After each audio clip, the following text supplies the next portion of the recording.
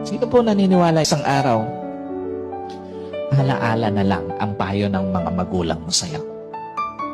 At sino po naniniwala, isang araw, yung nanay na kasama mo ngayon, maaaring katabi mo ngayon, yung tatay na kasama mo ngayon, isang araw, aalalahanin mo na lang din.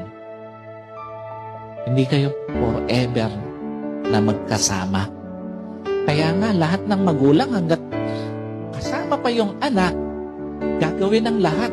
Ipapayo lahat ng mabuti, paaalalahanan ng anak kasi alam niya, isang araw, iiwan niya yung kanyang mga anak.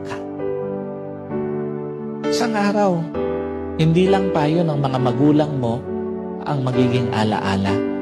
Kahit magulang mo isang araw, magiging alaala na lang sa buhay mo. Kaya nga napakapalad mo kung may magulang ka pa ngayon